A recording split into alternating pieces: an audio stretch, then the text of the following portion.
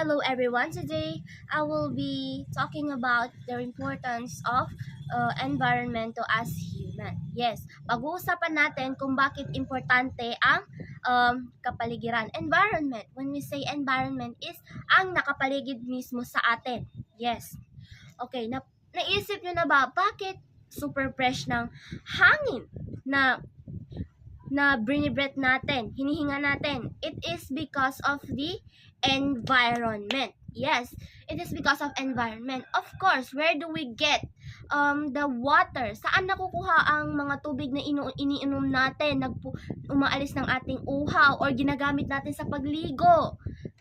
Sa environment. Yes. And of course, humans most needs, foods. Saan natin nakukuha ang mga pagkain? Sa environment. Nagtatanim tayo para makakuha tayo ng kanin, mga prutas. Yes, mga prutas kung saan nakakuha tayo ng nutrisyon sa ating katawan. Nanggagaling yan sa mga puno, which is nakatayo sa environment. Yes, and do you know that tree? Of course, you know man. You know, the tree provides good environment because it prevents flood. Nakakaiwas tayo sa pagbaha, dahil na-absorb yung mga tubig. And of course, nakakaiwas din tayo sa landslide.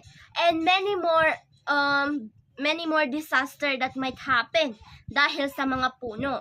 And that is why the main reason why environment is important is because we get our basic needs to live every day in environment. And that is why the environment is crucial to every living human, not just human but every animal in this planet. That's all.